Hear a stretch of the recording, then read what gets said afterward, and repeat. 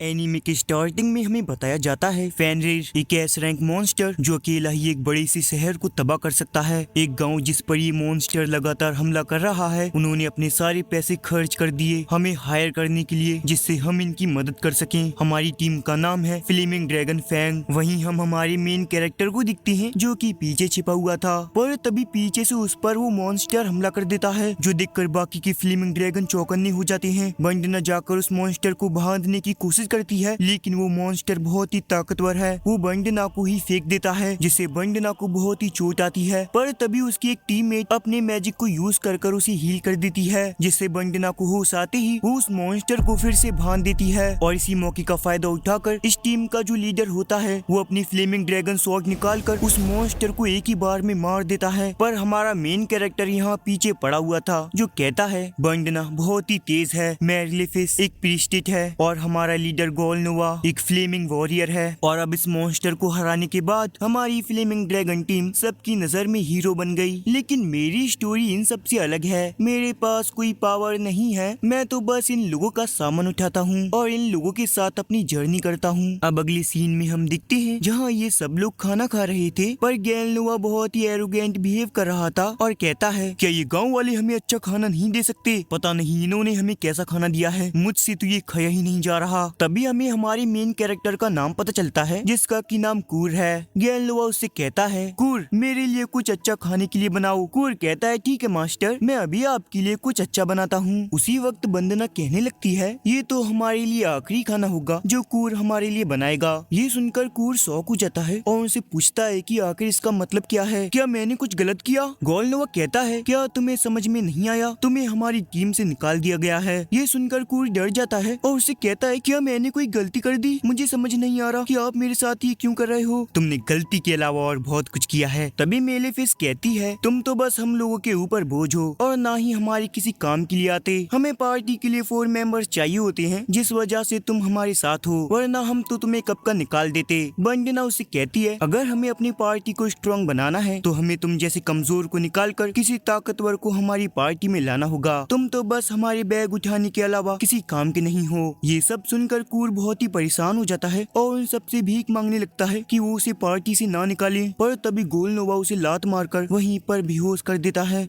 अब अगली सुबह कूर निराश होकर एक दूसरे शहर में पहुंच जाता है और वो बहुत ही उदास था क्योंकि उसके पास अब पैसे खत्म होने वाले थे। वो कहता है कि मुझे काम चाहिए, जिस वजह से वो एक हेलो वर्क शॉप में जाता है और उसके अंदर हिम्मत कर एंट्री करता है। और तभी उसके सामने एक लड़की आती है और उससे कहने लगती है कि क्या तुम्हें काम चाहिए या फिर तुम किसी जगह पर हायर होना चाहते हो। कूर बताता है मुझे काम चाहिए, मैं काम ढूंढ रहा हूँ। वो लड़की कहती है ठीक है, पर उससे पहले तुम्हें एक इंटरव्यू देना होगा जिसमें तुम्हारे इंटरव्यू टेस्ट होगा। जिसके बाद वो लड़की कूर की सारी इंफॉर्मेशन लेने लगती है और उसे पता चलता है कि कूर तो बस 15 साल का है। वो लड़की उससे पूछती है कि पहले तुम कहाँ पर काम करते थे। कूर बताता है फ्लेमिंग ड्रैगन फैंग में। ये सुनकर वो लड़की शॉक हो जाती है और उससे कहती है फ्लेमिंग ड्रैगन फैंग, वो पार्टी तो कुछ दिन पहले ही SS रैंक पर प्रमोट हुई है। पर कूर इस बात से उदास था कि उन्होंने उसे निकाल दिया और रिसेप्शनिस्ट को भी ये बात जानकर बहुत ही बुरा लगता है। वो लड़की बताती है तुम उदास मत हो, अब तुम्हारा इंटरव्यू टेस्ट होगा, तुम्हें गॉड से क्या टैलेंट मिला है वही हम चेक करने वाले हैं और ईस्ट से शायद से तुम्हारा हिडन टैलेंट भी बाहर निकल सकता है। और ये सुनने के बाद कूर तो बहुत ही खुश होने लगता है। जिसके बाद कूर बताता है स्किल्स G रैंक से रेट किए जाते हैं, मतलब बिल्कुल कोई टैलेंट नहीं, सीधे SSS रैंक तक जो सबसे हाई है। जबकि कोई कम स्किल वाला स्वॉर्डमैनशिप में शायद स्टील को काट पाए, कोई हाई स्किल वाला उसी स्वॉर्ड से उसे 2 हिस्सों में तोड़ सकता है। शायद मेरे पास अभी भी अपना हिडन टैलेंट है। जिसके बाद जब रिजल्ट आता है तो हमें पता चलता है कि कूर तो सब चीजों में ही G रैंक का है, जिस वजह से वो बहुत ही उदास हो जाता है क्योंकि इस सब का मतलब है ना ही उसके पास कोई स्किल है, ना ही टैलेंट और ना ही कॉम्बैट स्किल है। पर वो लड़की उससे कहती है तुम निराश मत हो, अभी भी हमने ब्लैक स्मिथ और एल्केमिस्ट का टेस्ट नहीं लिया, तो वहाँ पर तुम्हारा कुछ हो सकता है। लेकिन वो जो टेस्ट करेगा वो टेक्नीशियन ही एब्सेंट है, तो वो टेस्ट 1 हफ्ते के बाद ही होगा। कूर कहता है मैं अगर तुम्हें सच बताऊं तो मेरे पास बहुत ही कम पैसे बचे हैं। उसको देखकर रिसेप्शनिस्ट को बहुत ही बुरा लगता है और वो उसे कहती है तुम वहाँ रखा हुआ सैंडबैग उठा सकते हो। जब कूर उस सैंडबैग को उठाने की कोशिश करता है तो उसमें भी उसे बहुत ही मुश्किल होती है क्योंकि वो बैग बहुत ही ज्यादा भारी था, लेकिन वो जैसे तैसे करके उसे थोड़ा सा उठा लेता है। ये देखकर रिसेप्शनिस्ट कहती है मैं खुश हूँ। तो इससे पता चलता है कि तुम कंस्ट्रक्शन का काम कर पाओगे। तुम चिंता मत करो, मैं एक चिट्ठी लिख देती हूँ जिससे तुम वहाँ पार्ट टाइम जॉब कर सकते हो। ये सुनकर कूर तो बहुत ही खुश हो जाता है और उससे कहता है तुम्हारा बहुत बहुत शुक्रिया।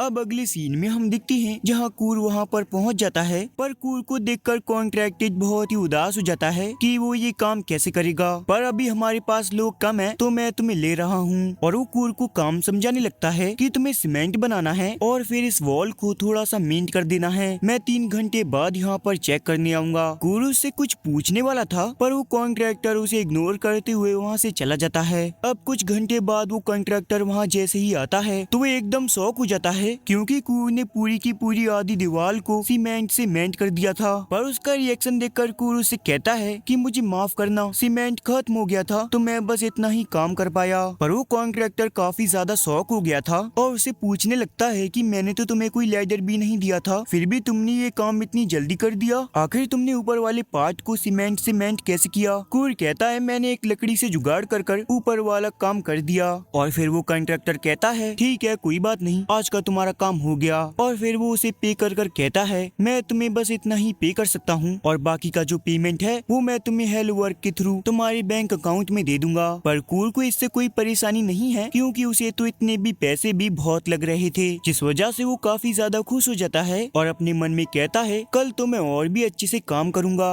अब हम 2 दिन बाद का सीन देखते हैं जहाँ कूर उस पूरी दीवार को सीमेंट से मेंट कर देता है, जिस वजह से वो कॉन्ट्रैक्टर कहता है कि तुम्हें कल से और आने की जरूरत नहीं है। कूर कहता है पर क्यों, आखिर मैंने क्या किया है? कॉन्ट्रैक्टर कहता है अगर तुम इतनी जल्दी इतना सारा काम कर दोगे तो जो बाकी के वर्कर्स हैं वो तो खाली पेट मर जाएंगे। और फिर वो उसे थोड़ा सा पे करता है और उससे कहता है बाकी का पेमेंट मैं तुम्हारे बैंक में डाल दूंगा। पर कूर को तो बिल्कुल भी समझ नहीं आता कि आखिरकार वो कॉन्ट्रैक्टर क्या कह रहा था। अब अगले सीन में कूर उसी वर्कशॉप में पहुंच जाता है और वहाँ पर उस लड़की को ये सारी बातें बता देता है। वो कहती है कि वो जो टेक्नीशियन है उसे आने में अभी भी 3-4 दिन लग जाएंगे। पर तभी अचानक से साइड में एक लड़की दूसरी वर्कर से झगड़ा करने लगती है। वो लड़की उससे पूछती है कि आखिर यहाँ पर क्या चल रहा है। तभी हमें पता चलता है कि वो जो लड़की थी एक माइनर को हायर करना चाहती है और वो लड़की उस लेबर को जब भी पेमेंट करेगी जब उसका माइनिंग सक्सेसफुल होगा। तभी वहाँ कूर आकर कहता है कि क्या मैं तुम्हारे साथ काम कर सकता हूँ? रिसेप्शनिस्ट कहती है अच्छी तरह से सोच लो क्योंकि इसमें तुम्हें पेमेंट नहीं भी मिल सकती। लेकिन बीच में वो लड़की कहने लगती है कि मैं इस बच्चे को हायर करना नहीं चाहती, क्या कोई और नहीं है? रिसेप्शनिस्ट कहती है अगर आप किसी और को हायर करना चाहती हैं तो आपको 10 सिल्वर कॉइन देने होंगे। ये सुनने के बाद वो लड़की काफी ज्यादा परेशान हो जाती है और कूर से कहती है कि मैं तुम्हें हायर करना चाहती हूँ तो मेरे पीछे आओ। जिसके बाद वो दोनों वहाँ से चले जाते हैं। उनके जाते ही वो सोचने लगती है कि वो लड़की काफी क्यूट है, शायद कूर की दाल यहाँ गल सकती है। पर तभी दूसरी वर्कर उसे जगाती है और उससे कहती है आखिरकार तुम कहाँ खो गई? कूर का पेमेंट आया है तो जल्दी देखो। पर वो वर्कर कूर का पेमेंट देखकर शॉक हो जाती है क्योंकि उसे कंस्ट्रक्शन काम को करने के बाद 200 गोल्डन कॉइन मिले होते हैं, जिस वजह से वो शॉक होकर वो जो सैंड बैग रखे हुए थे उनसे टकरा कर गिर जाती है। और फिर वो उससे पूछती है कि आखिर ये सैंड बैग यहाँ पर क्यों रखे हुए हैं? वर्कर उसे बताती है हमें इन सैंड बैग को लौटाना है क्योंकि ये कोई नॉर्मल सैंड बैग नहीं है। इस सैंड बैग से मेजर किया जाता है कि एक बंदे के अंदर कितना माना है। अगर कोई भी सैंड बैग को उठाता है और उसके अंदर ज्यादा माना होगा तो ये सैंड बैग उसके लिए बहुत ज्यादा भारी हो जाएगा, और अगर उस बंदे के अंदर कम माना होगा तो ये सैंड बैग बहुत ही हल्का हो जाएगा। जो सुनने के बाद वो जो वर्कर थी वो जब उस सैंड बैग को उठाती है तो वो बहुत ही हल्का था। वो कहती है कि ये तो बहुत ही हल्का है, पर उस दिन जब कूर ने इसे उठाया था तो उसे तो बहुत ही दिक्कत हुई थी। आखिरकार कूर क्या चीज है? और इसका मतलब है कि कूर के अंदर बहुत ही ज्यादा माना है। दूसरी तरफ कूर और यूलिशिया अपने माइनिंग के स्पॉट पर पहुंच जाते हैं जहाँ पर एक टेंट भी लगा हुआ था। कूर उससे कहने लगता है मैं तुम्हारे साथ एक ही टेंट में नहीं सो सकता क्योंकि तुम काफी ज्यादा क्यूट हो। ये सुनकर यूलिशिया काफी ज्यादा शर्माने लगती है और उससे कहती है ये तुम क्या कह रहे हो? मैं सच कह रहा हूँ, मैंने पूरी दुनिया घूमी है पर तुमसे ज्यादा सुंदर लड़की नहीं देखी। पर यूलिशिया बहुत शर्माने लगती है और कूर को मारकर कहती है ऐसा मत कहो। जिसके जिसके बाद ये लोग वहाँ आग जलाते हैं और यूलिशिया कूर को एक उबला हुआ आलू देती है और कूर उसे पाकर बहुत ही खुश होता है और उसे पूछता है कि क्या ये तुमने बनाया है। यूलिशिया उसे कहती है इसे हम कुकिंग नहीं कह सकते, मैंने बस उसे उबाल दिया। बहुत समय हो गया है जब किसी ने मेरे लिए खाना पकाया था, इसलिए मैं खुश हूँ। जिसके बाद वो अपने मन में सोचने लगता है गोनलो और बाकी के लोग तो मेरे साथ खाते भी नहीं थे, पर शायद यूलिशिया उन जैसी नहीं है। वहीं यूलिशिया उसे देखकर बहुत ही शौक होती है कि कूर इतनी छोटी सी चीज को देखकर ही खुश हो गया। अब अगले सीन में रात हो जाती है तो वो दोनों टेंट में सोने चले जाते हैं, पर यूलिशिया के साथ में होने की वजह से कूर तो बिल्कुल भी सो नहीं पा रहा था। जिसके बाद वो जब यूलिशिया को मुड़कर देखता है तो वो दिखता है कि उसने तो कुछ पहना हुआ ही नहीं है, वो पूरी नेकेड है। ये देखकर वो शौक हो जाता है और कहता है यूलिशिया तुम्हें बिल्कुल भी समझ नहीं है, मैं एक लड़का हूँ और मुझे तुम्हारे साथ सोना नहीं चाहिए। ये कहकर वो टेंट से बाहर चला जाता है, पर हम देखते हैं कि यूलिशिया जाग रही थी और उसने ये सब इसलिए किया है जिससे उसे कूर पर भरोसा हो जाए कि वो उसके साथ कुछ गलत काम नहीं करेगा, क्योंकि वो एक हफ्ते तक साथ रहने वाले हैं। जिसके बाद वो सो जाती है। अब अगली सुबह होते यूलिशिया देखती है कि जो कूर था वो पूरी रात बाहर सो गया था। जिसके बाद कूर भी उठ जाता है। यूलिशिया उससे कहती है जल्दी रेडी हो जाओ क्योंकि एक हफ्ते के अंदर हमें 10 गोल्ड कॉइन जमा करने हैं। कूर उससे पूछता है कि क्या तुमने डिसाइड कर लिया कि हम माइनिंग कहाँ करेंगे। यूलिशिया उससे कहती है हम आसपास में कर लेंगे, पर कूर कहता है ऐसा नहीं होगा, मैं पहले आसपास चेक कर आता हूँ कि हमें कहाँ पर माइनिंग करके ज्यादा फायदा होगा। अब अगली सीन में हम दिखते हैं जहाँ कूर यूलिशिया को लेकर एक जगह पर पहुँच जाता है और उसको एक पत्थर लेकर उसे तोड़कर उसके अंदर दिखाता है कि उसके अंदर बहुत सारे क्रिस्टल थे। ये देखकर यूलिशिया काफी शौक हो जाती है क्योंकि पहली बार में ही उन्हें ब्लू क्रिस्टल मिल गए। और ऐसे ही कुछ समय काम करने के बाद हम दिख पाते हैं कि कूर ने बहुत सारे क्रिस्टल जमा कर लिए थे, जो देखकर यूलिशिया शौक हो जाती है और उससे कहने लगती है क्या अब हम इन्हें बेचने वाले हैं। कूर कहता है नहीं रुको जरा, अगर हम इन्हें ऐसे बेचेंगे तो इनकी कीमत हमें बहुत ही कम मिलेगी, मुझे पहले इन्हें मैजिक स्टोन में बदलने दो जिससे हमें और भी ज्यादा पैसे मिलेंगे। यूलिशिया कहती है लेकिन उसके लिए तो हमें मैजिक क्राफ्टमैन चाहिए जो कि हमें किंगडम में मिलेगा। पर इसी बीच हम दिखते हैं कि कूर उस क्रिस्टल को लेकर मैजिक स्टोन में बदल देता है। ये देखकर यूलिशिया और भी ज्यादा शौक हो जाती है। मैंने तो सुना था सबसे छोटा मैजिक स्टोन बनाने में भी एक मैजिकल क्राफ्टमैन को भी 1 घंटे से ज्यादा लग जाता है, लेकिन तुमने तो 1 सेकंड में बना दिया। पर कूर उससे भी ज्यादा हैरान हो जाता है और उसको तो कुछ और ही समझ आता है। उसको लगता है जो कोई ज्यादा समय में बनाता है उसके पास ज्यादा माना होता है और जो कोई कम समय में बनाता है उसके पास कम माना होता है, मतलब ये तो उल्टा ही समझता है। उसके मुंह से ये सुनकर यूलिशिया कहती है शायद ये मेरी बात को अच्छे से नहीं समझ रहा। अब अगले सीन में यूलिशिया कहती है कि मैं इन मैजिक क्रिस्टल को बेच कर आती हूँ। तो कूर कहता है ठीक है तुम जाओ, मुझे यहाँ पर कुछ काम है। ठीक है तो अपना ध्यान रखना, मैं कल सुबह तक यहाँ पर पहुँच जाऊंगी। ये कहकर वो वहाँ से चली जाती है। अब अगले सीन में हम दिखते हैं जहाँ यूलिशिया उन मैजिक स्टोन को बेचने के लिए पहुँच जाती है, लेकिन वो जो आदमी था वो उससे पूछता है कि ये किस एक्लियर ने बनाया है। यूलिशिया फंस जाती है और अपने मन में कहती है मुझे पता था वो लोग यही पूछने वाले हैं। जिसके बाद वो अपना रॉयल साइन निकालती है, जो देखकर उस बंदी को अपनी औकात पता चल जाती है और वो उससे माफी मांगने लगता है। तो यूलिशिया उससे कहती है मैं तुम्हारा टेलीपोर्टेशन स्टोन यूज करना चाहती हूँ क्योंकि मुझे किंगडम जाना है। जिसके बाद वो टेलीपोर्टेशन स्टोन को यूज करके एक किंगडम की शॉप में पहुँच जाती है। फिर यूलिशिया वहाँ जाकर एक मैजिक क्रिस्टल को दिखाती है तो शॉपकीपर कहती है ये उतना ज्यादा नहीं चमक रहा, इसलिए इसकी कीमत तुम्हें बहुत कम मिलेगी। यूलिशिया कहती है लगभग 10 सिल्वर कॉइन तो मिल ही जाएंगे ना। पर वो लड़की कहती है रुको जरा, मुझे एक बार और चेक करने दो। और फिर वो जैसे ही चेक करके वापस लौटती है वो उससे कहती है इसके बदले मैं तुम्हें 10 गोल्ड कॉइन दूंगी। यूलिशिया तो काफी ज्यादा शौक हो जाती है और उससे कहती है आखिरकार तुम क्या कह रही हो। वो लड़की कहती है भले ही इसके अंदर जो माना है वो काफी ज्यादा कम ग्लो कर रहा है, लेकिन वो माना काफी ज्यादा है, वो काफी अच्छी तरह से सील किया गया है जिससे वो लीक ना हो। जिसके बाद यूलिशिया उसे बाकी के क्रिस्टल भी दे देती है, जिसके बदले उसे 500 गोल्डन कॉइन मिल जाती हैं और यूलिशिया भी काफी ज्यादा खुश हो जाती है। तभी वो लड़की उसे कहती है मैं तुमसे कुछ पूछना चाहती हूँ। पहली बात तो तुम इस क्रिस्टल को मेरी दुकान के अलावा किसी और की दुकान में नहीं बेचोगी, और दूसरी बात आखिरकार ये क्रिस्टल किसने बनाया है। यूलिशिया उससे कहती है माफ करना लेकिन ये मैं तुम्हें नहीं बता सकती।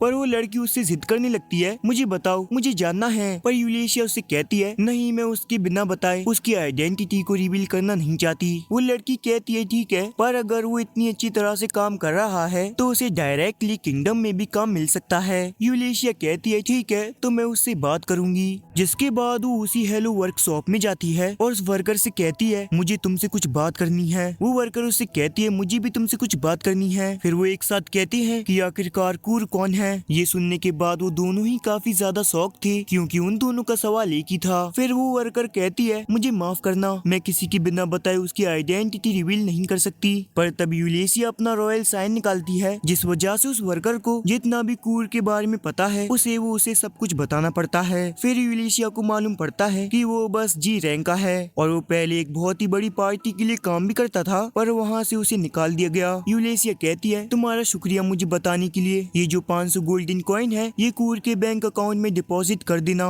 ये सुनकर वो वर्कर शॉक हो जाती है। यूलेशिया उससे कहती है मैं तुम्हें ऑर्डर देती हूँ कि कूर की आइडेंटिटी किसी को पता ना चले वरना उसको खतरा हो सकता है। और वो वर्कर भी इसके लिए मान जाती है। अब अगले दिन जैसे ही सुबह यूलेशिया अपने बेस पर पहुंचती है तो वो काफी ज्यादा शॉक हो जाती है क्योंकि कूर ने तो एक ही दिन में वहाँ पर एक बहुत ही अच्छा लकड़ी का घर बना दिया था। यूलेशिया शॉक होकर पूछती है तुमने एक दिन में ये कैसे बना दिया। वो कहता है तुम शॉक क्यों हो, हमारे विलेज में सभी को ये घर बनाने में इतना ही समय लगता है। फिर अगले सीन में हम फ्लेमिंग ड्रैगन टीम को दिखते हैं जो कि कूर की पुरानी टीम थी और वो बहुत बड़े मॉन्स्टर से फाइट कर रहे थे लेकिन उसके सामने ये सभी कमजोर थे। गोलनोवा अपनी फायर स्वॉर्ड का यूज भी नहीं कर पा रहा था और मेलेफिस भी बहुत कमजोर हो गई थी और इन्होंने जिस नए बंदे को अपनी टीम में लिया है कूर के बदले वो नल्ला भी इनके किसी काम का नहीं है। ये सब देखकर बंडना कहती है शायद से हमारी टीम के अब बैल लगने वाले हैं। वहीं यूलेशिया कूर को बताती है कि उसे royal magic technology research lab में डायरेक्टर बनने का ऑफर आया है। पर ये सब जानकर कूर कहता है मुझे तो लगता है कि वो तुमसे झूठ बोल रहे हैं, भला मुझे कौन काम देगा। पर यूलेशिया कहती है वैसे तुम इस ऑफर के बारे में क्या कहना चाहोगे, ऑफर तो काफी अच्छा है पर मैं ये करना नहीं चाहता क्योंकि अभी भी कहीं ना कहीं कर्ट अपनी पुरानी टीम में वापस जाना चाहता है और हाल फिलहाल तो वो यूलेशिया के साथ काम कर कर खुश है। कूर उससे पूछता है वैसे उन क्रिस्टल को बेचकर तुम्हें थोड़े बहुत पैसे मिले या नहीं। यूलेशिया कहती है उन क्रिस्टल को बेचकर जो पैसे मिले मैंने उनमें से एक कॉइन ले लिया और मैंने बाकी के पैसे तुम्हारे अकाउंट में ट्रांसफर करवा दिए क्योंकि उन क्रिस्टल को बनाने वाले तुम थे। लेकिन अगर हम एक साथ इसी तरह से मेहनत करते रहे तो मैं जल्दी अपना पूरा टैक्स भर पाऊंगी। कूर कहता है तुम इसकी चिंता मत करो, मैं ये सब संभाल लूंगा। यूलेशिया उससे कहती है मुझे लगता है कूर शायद से तुम कल अच्छे से सो नहीं पाए। पर कूर बताता है कि उसके लिए बस 6 घंटे की नींद ही काफी है। ये सुनकर यूलेशिया सोच में पड़ जाती है कि वो 6 घंटे सो लिया पर इस लकड़ी के घर को बनाने में तो काफी ज्यादा समय लगा होगा। यूलेशिया को ऐसे देखकर कूर को लगता है कि वो थोड़ा ज्यादा सो लिया क्योंकि अपनी पुरानी टीम में बस उसे 4 घंटे ही सोने के लिए मिलते थे। तो अब वो कहता है ज्यादा सोकर मैंने अपना समय खराब कर दिया इसलिए अब मैं और मेहनत करूंगा।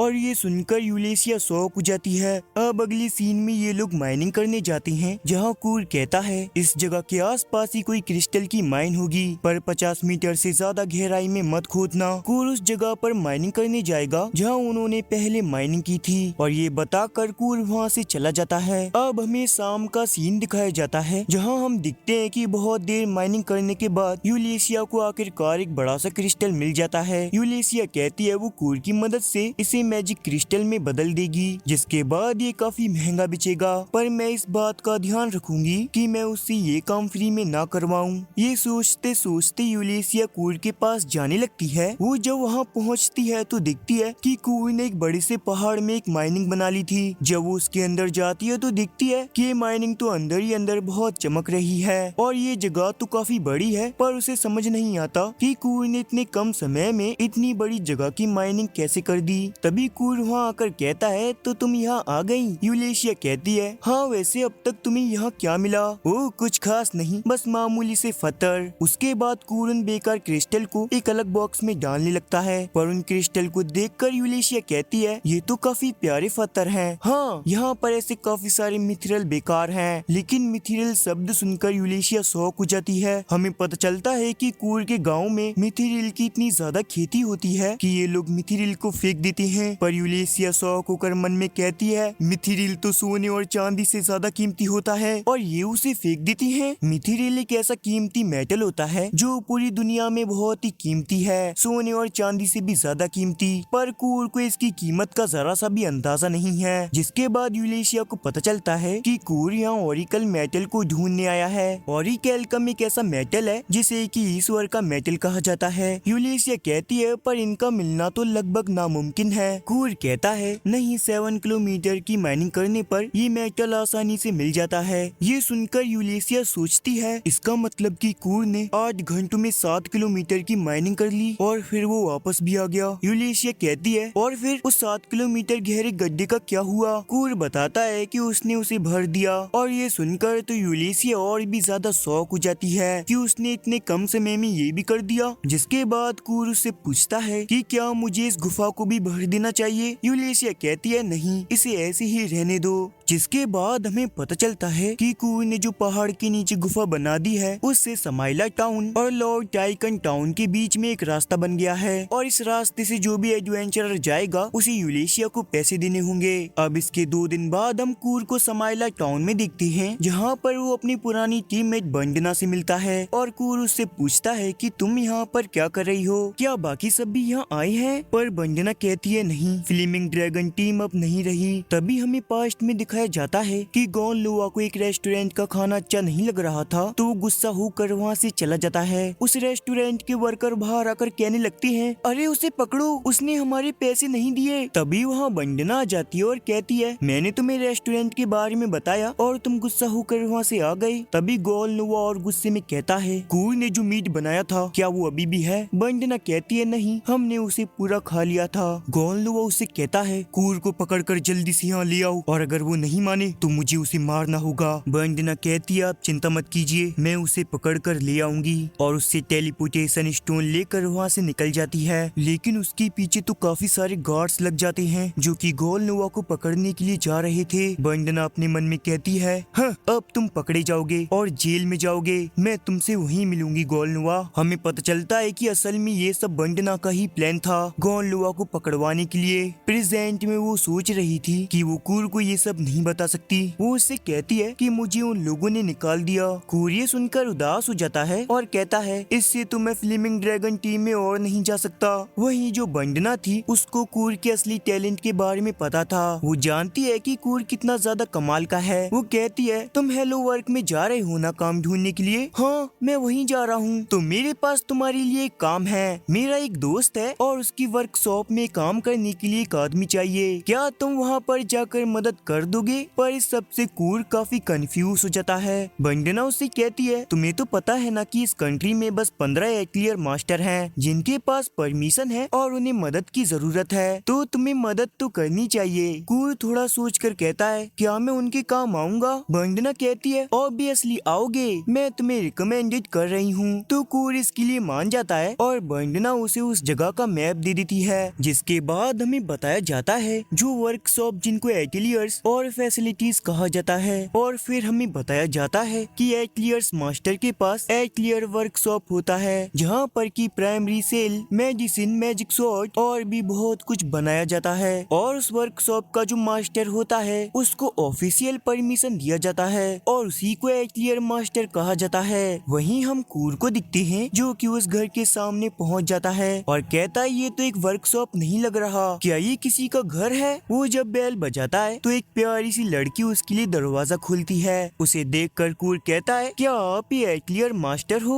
वो कहती है नहीं, मैं तो उनकी असिस्टेंट हूँ, मेरा नाम मिशेल है। जैसे ही मिशेल को पता चलता है कि कूर उनकी मदद करने के लिए आया है वो काफी खुश हो जाती है और फिर कूर को अंदर लेकर जाने लगती है। अंदर जाते ही कूर को बहुत भयानक बदबू आती है और हमें पता चलता है कि कूर को यहाँ साफ सफाई के काम के लिए बुलाया है। इन लोगों ने 3 हफ्ते तक किचन की सफाई नहीं की होती है पर कूर कहता है कि मैं इस सबको साफ कर दूंगा। मिशेल की मास्टर उसे आवाज लगाती है तो वो वहाँ से चली जाती है और इसके बाद कूर सफाई के लिए तैयार हो जाता है और हम अगले पल में ही दिखते हैं कि वो पूरा का पूरा किचन साफ कर देता है। और अब क्योंकि कूर के पास करने को कुछ नहीं होता इसलिए वो मिशेल को ढूंढने लगता है। थोड़ा चलकर उसे एक रूम दिखता है। वो जब गेट खोलकर अंदर जाता है तो वो दिखता है कि वहाँ एक सुंदर सी लड़की अपने कपड़े चेंज कर रही थी। वो उसे बताता है कि उसका नाम कूर है और वो यहाँ काम करने के लिए आया है। वो लड़की उसे बताती है एक्लियर मास्टर अभी बेसमेंट में गई हैं कुछ काम करने के लिए, पर अचानक से कूर को इस लड़की के पेट पर एक कर्स का निशान दिखाई देता है। तो कूर उससे पूछता है कि क्या वो इस कर्स को देख सकता है। कूर उस कर्स को देखकर समझ जाता है कि ये उस लड़की के इंटरनल ऑर्गन्स को डैमेज कर रहा है। पर तभी भूख लगने की वजह से इस लड़की के पेट में से चूहे कूदने की आवाज आने लगती है, जो सुनकर कूर कहता है मैं अभी आपके लिए खाने के लिए कुछ बनाता हूँ। जिसके बाद कूर किचन में जाता है और इतनी देर बाद कूर को एहसास होता है कि वो कब से उस लड़की की बॉडी को देख रहा था, वो भी बिना कपड़ों के, और इसी बारे में सोचते हुए वो गिर जाता है।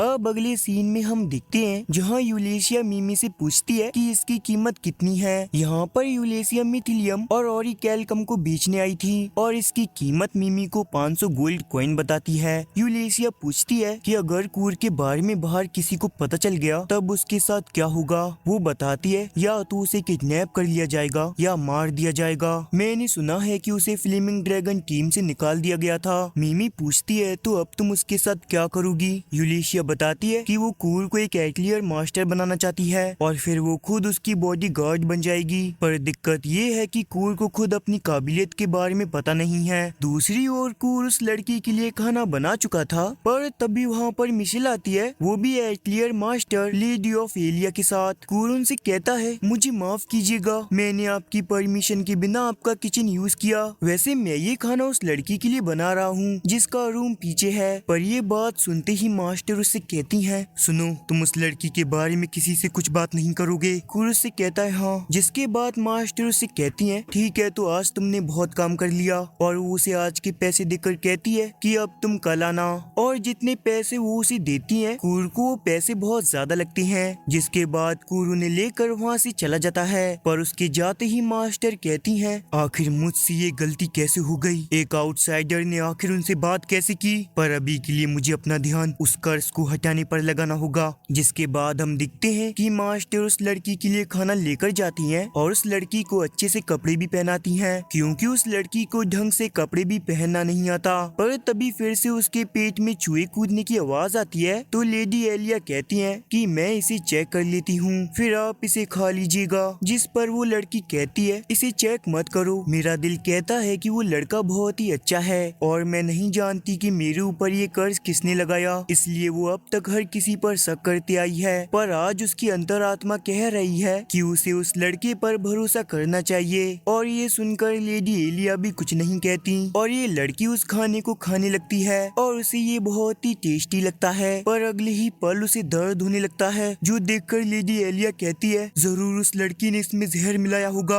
आखिर मैं इतनी लापरवाह कैसे हो सकती हूँ। पर अगले ही पल में वो लड़की खड़ी होने लगती है। लेडी एलिया उसे पूछती है कि क्या आप ठीक हो, और अगले ही पल वो लड़की पूरी ठीक हो जाती है। और तभी लेडी एलिया शॉक हो जाती है, क्योंकि इस लड़की के ऊपर जो कर्ज लगा हुआ था वो उस कर्ज से आजाद हो जाती है। लेडी एलिया कहती है आखिर ये कैसे हो सकता है। वहीं हम एक शख्स को दिखते हैं जो कि कह रहा था मुझे समझ नहीं आ रहा आखिर वो कर्ज कैसे हट गया, उसका हटना तो नामुमकिन था। पर इसके सामने बैठा शख्स कहता है अब मैंने बहुत इंतजार कर लिया, अब राजकुमारी को मरना होगा। जिसके बाद हम दिखते हैं कि लेडी एलिया मिमिको से मिलने जाती है, जहाँ मिमिको से बताती है ये मेरी दोस्त यूलेशिया है, तो आप इसके सामने बात कर सकती हो। वो लड़की जैसे ही अपना चेहरा दिखाती है तो मिमिको और यूलेशिया उसके सामने झुक जाते हैं और हमें पता चलता है कि ये लड़की रॉयल कैपिटल की तीसरी राजकुमारी है, जिनका की नाम लेडी लीजलॉट है। और यहाँ इन दोनों को जानने को मिलता है कि राजकुमारी के ऊपर एक कर्ज लगा हुआ था, कोई उन्हें मारना चाहता था, क्योंकि लेडी लीजलॉट महाराज और ईस्ट एम्पायर गुरुमुख की राजकुमारी फ्रांसिस की इकलौती संतान है, यानी ये दो राज्यों के बीच शांति का प्रतीक है। पर कोई शख्स इन्हें मारकर इस शांति को तबाही में बदलना चाहता है और प्रिंसेस को सही सलामत देखकर मिमिको उन्हें गले लगा लेती है। इसके बाद हमें पता चलता है कि ये यहाँ पर पता लगाने आई हैं कि प्रिंसेस पर कर्ज लगाने वाला शख्स कौन था। तभी मिमिको पूछती है कि वो कर्ज तो बहुत ताकतवर था ना, तो उसे किसने हटाया। प्रिंसेस बताती है कि उस प्यारे लड़के का नाम कूर था, और कूर का नाम सुनकर वो दोनों शौक हो जाती हैं। फिर हम अगले सीन में देखते हैं जहाँ जब यूलेशिया को पता चलता है कि कूर के बनाए हुए खाने की वजह से प्रिंसेस ठीक हो गई, तो वो काफी ज्यादा हैरान हो जाती है और फिर मिमी को बताने लगती है कि जिसने भी लीजे को मारने की कोशिश की या उसके ऊपर कर्ज लगाया वो रॉयल कैपिटल के अंदर ही है और वो इन 3 बंदों में से एक हो सकता है। पहला फारसस का फर्स्ट जनरल, दूसरा चर्च का क्रिस्टिन मेनोलॉफ और तीसरा रॉयल मैजिस्ट्री की 3rd क्वीन इसरोरा।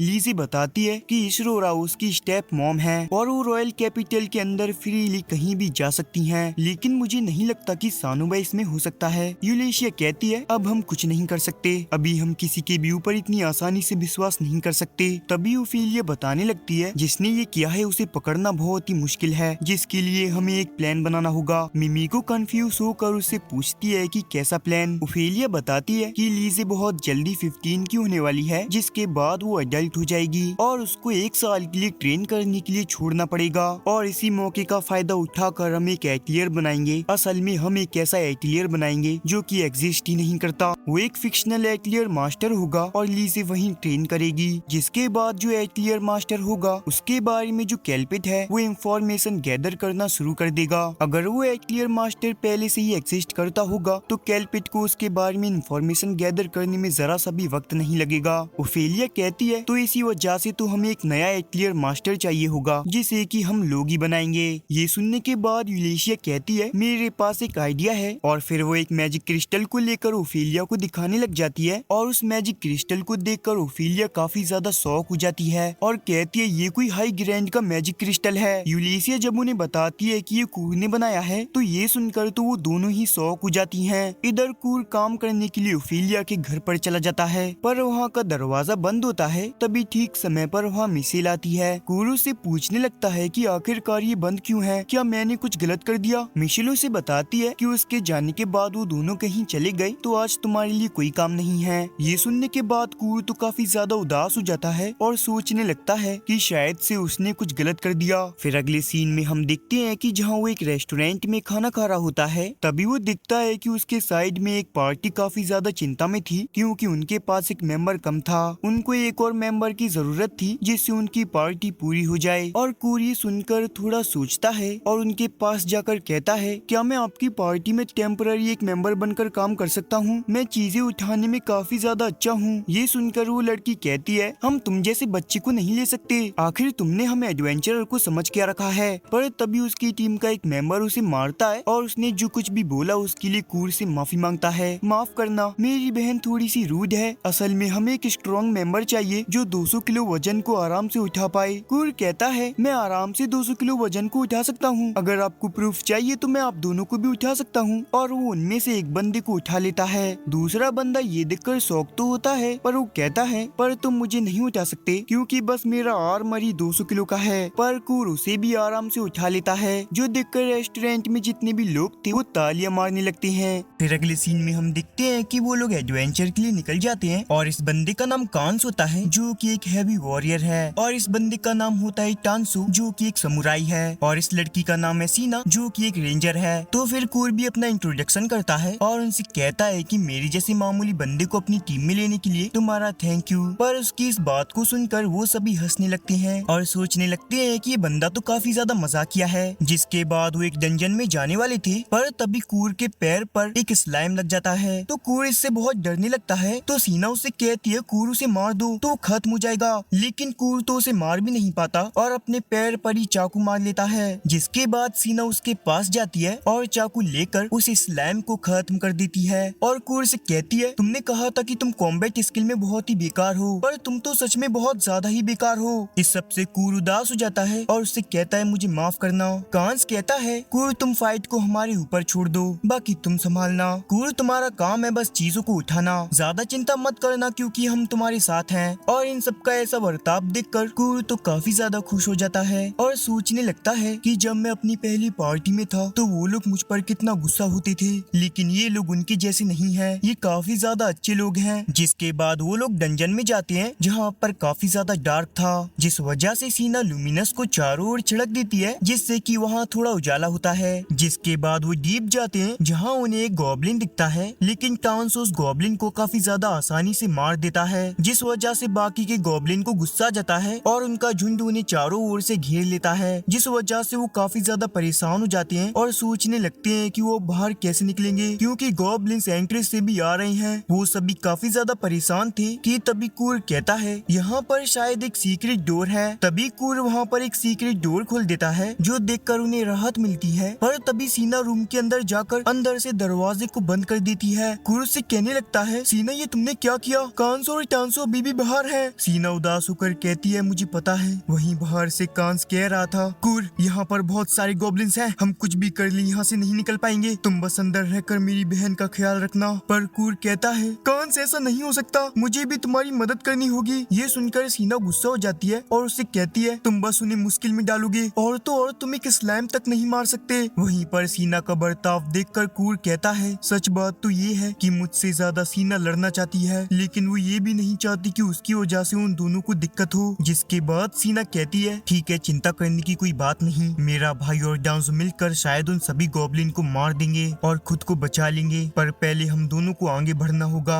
और फिर वो वहाँ पर भी लुमिनियस छिड़क देती है, लेकिन जिसके बाद वहाँ पर जो वो दिखती है वो देखकर उसके पैरों तले जमीन खिसक जाती है, क्योंकि वहाँ पर बहुत सारे आयरन ड्रैगन गोलेम थे। वहीं दूसरी तरफ यूलेशिया लीजे को छुपाकर कूर के पास आई थी। यूलेशिया उससे कहती है, तुम्हें पता है ना तुम यहाँ छिपकर आई हो? लीजे कहती है, हाँ मुझे पता है, क्योंकि कूर को भी लगता है कि मैं एक मामूली लड़की हूँ। जब वो लोग घर के अंदर जाते हैं तो उन्हें वहाँ कूर नहीं दिखता। तभी घर के बाहर से बंडना कहती है कि कूर अभी बाहर एक एडवेंचर पर गया है। जब यूलेशिया बाहर आकर दिखती है तो बंडना वहाँ से गायब हो चुकी थी। फिर यूलेशिया कहती है, आखिरकार कूर क्यों वहाँ पर गया? क्या ये कोई ट्रैप हो सकता है? पर कुछ भी हो, मुझे वहाँ जाकर देखना पड़ेगा। और वो लीजे को यहाँ अकेला तो नहीं छोड़ सकती, तो वो उसे भी अपने साथ ले जाने के लिए तैयार हो जाती है। जिसके बाद हम दिखते हैं कि वो दोनों उस केव के पास पहुँच जाते हैं। वहाँ जाकर लीजे अपने मैजिक को यूज करती है और अपने सेंस करने की पावर को बढ़ा देती है। जिसके बाद वो कूर को सेंस कर उसे ढूंढने की कोशिश करती है। वहीं यूलेशिया कहती है कि आखिरकार वो कूर को सेंस कैसे कर पा रही है, कहीं ये दोनों क्लोज तो नहीं आ गए। और ये सारी बातें सुनकर यूलेशिया थोड़ा जेलिस फील करती है। जिसके बाद वो थोड़ा आगे जाते हैं और फाइटिंग का साउंड सुनकर यूलेशिया कहती है, लीजे तुम यहीं पर रुकना।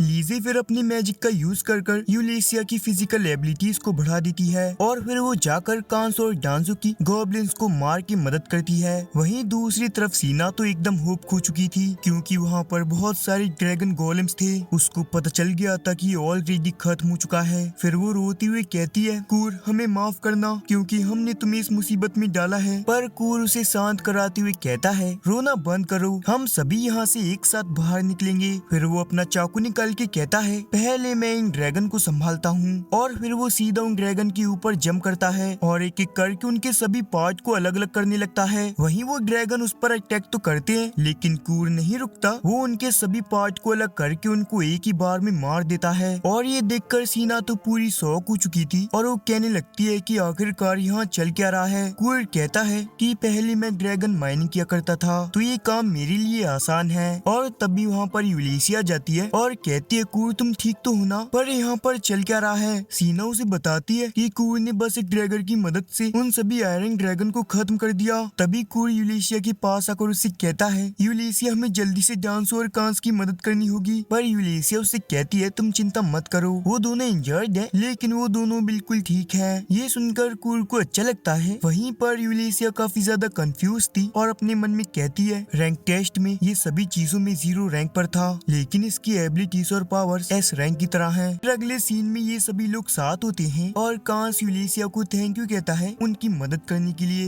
यूलेशिया कहती है, ये तो मेरा फर्ज है, लेकिन मैं जाने से पहले कूर से कुछ पूछना चाहती हूँ। जल्दी एक न्यू एटिलियर ओपन होने वाला है और मैं वहाँ पर एक एडवेंचरर की तरह काम करूंगी और मैं चाहती हूँ कि तुम भी वहाँ पर काम करो। कूर कहता है, लेकिन अभी मैं साकुरा पार्टी के साथ काम कर रहा हूँ, मैं इतनी अचानक से तुम्हें ज्वाइन कैसे कर सकता हूँ? कांस कहता है, कूर हमारे बारे में मत सोचो, ये काफी ज्यादा अच्छा ऑफर है, इसे रिजेक्ट मत होने दो। यूलेशिया कहती है, हाँ एक और बात, वो एक न्यू एटिलियर है तो वहाँ और भी ज्यादा लोगों की जरूरत पड़ेगी, तो अगर तुम आना चाहते हो तो वहाँ आकर काम कर सकते हो। ये सुनकर कांस खुश हो जाता है और वो लोग कहने लगते हैं कि हमें वापस जाकर सेलिब्रेट करना चाहिए। जिसके बाद कूर ड्रैगन के पार्ट को लेकर जाने वाला था, पर तभी यूलेशिया कहती है, कूर वापस जाने के बाद हम लोग तुम्हारा वापस से टेस्ट करेंगे, क्योंकि एटिलियर ज्वाइन होने से पहले तुम्हें अपनी असली एबिलिटीज के बारे में पता होना चाहिए। तो कूर भी इसके लिए हाँ कह देता है। जिसके अगले सीन में वो वहाँ पर पहुँच जाते हैं और मिमी को अपना इंट्रोडक्शन करती है और कहती है, मैं यहाँ पर तुम्हारा टेस्ट करूंगी और हाँ मैंने तुम्हारे बारे में काफी ज्यादा तारीफें सुनी है। फिर अगले सीन में हम दिखते हैं जहाँ कूर साकुरा पार्टी पार्टी के साथ बहुत ही मजे लेकर पार्टी कर रहा था,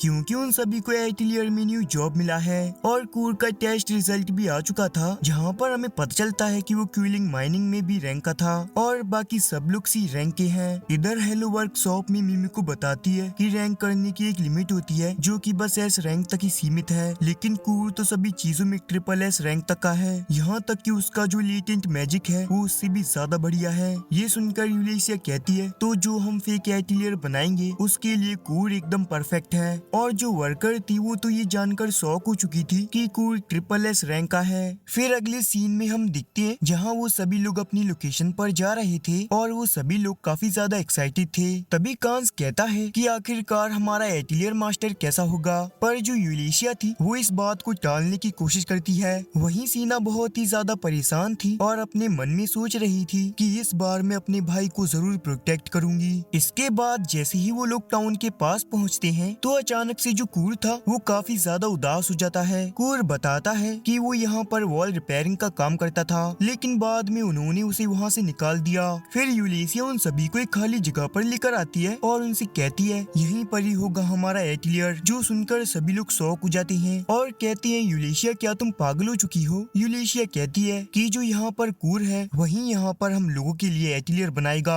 जो सुनने के बाद सभी लोग और भी ज्यादा शॉक हो जाते हैं और सोचने लगते हैं कि कूर आखिरकार ऐसा कैसे बनाएगा। कूर तो ये सुनकर काफी ज्यादा एक्साइटेड हो गया था और कहता है ठीक है मुझे 1 से 2 दिन का टाइम दो। तो यूलिशिया भी इस बात पर एग्री हो जाती है, जिसके बाद कूर उसे कुछ सामान की लिस्ट देता है और उससे कहता है कि इन चीजों को लेकर आना। वहीं पर सीना तो काफी ज्यादा हैरान थी और अपने मन में कह रही थी आखिरकार कूर ये सब भी कैसे कर सकता है। वहीं यूलिशिया इस चीज को नोटिस कर लेती है और जानने से पहले कूर से कहती है तुम अपना अच्छे से ख्याल रखना और अपनी हेल्थ का भी।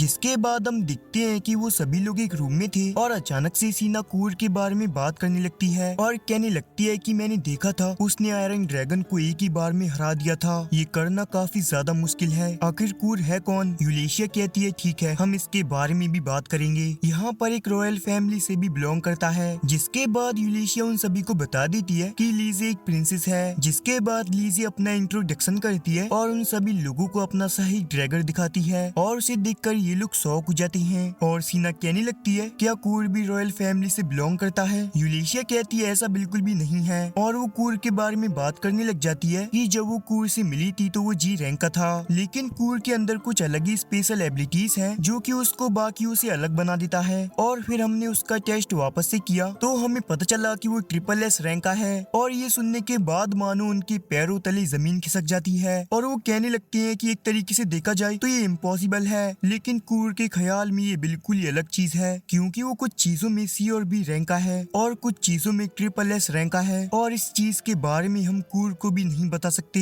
सीना कहती है आखिरकार तुम उसे धोखे में कैसे रख सकते हो। जिसके जवाब में यूलिशिया कहती है कि मुझे नहीं लगता कि कूर इन सब चीजों को मानेगा, लेकिन इस सब से सीना को गुस्सा आ जाता है क्योंकि उसे लगता है कि वो लोग कूर के साथ गलत कर रहे हैं, तो गुस्से में चिल्लाने लगती है पर कांस आकर उसे शांत करता है। तभी लीजे बताने लगती है कि कूर के बनाए हुए खाने को खाकर उसके ऊपर जो बचपन से कर्ज लगा हुआ था वो भी बिल्कुल मिट गया। ये सुनने के बाद उनको बिल्कुल भी समझ नहीं आता तो लीजे उन्हें पूरी बात एक्सप्लेन करती है कि मुझे बचपन से ही एक कर्ज दिया गया था और उस कर्ज को कोई भी मिटा नहीं पा रहा था, उसकी वजह से मेरी हालत बहुत ही खराब हो चुकी थी क्योंकि वो कर्ज मुझे अंदर से डैमेज कर रहा था, लेकिन कूर के बनाए हुए खाने को खाकर वो कर्ज चला गया। जिसके बाद लीजे कूर की तारीफ करने लगती है कि वो एक बहुत ही अच्छा इंसान है और खुद से पहले दूसरों के बारे में सोचता है। जिसके बाद लीजे उनसे कहती है कि तुम लोग मुझे एक प्रिंसेस की तरह ट्रीट मत करो, मुझे कूर के दोस्त की तरह ट्रीट करो और मैं आप लोगों से ये रिक्वेस्ट करना चाहती हूँ कि आप लोग कूर के बारे में किसी को मत बताना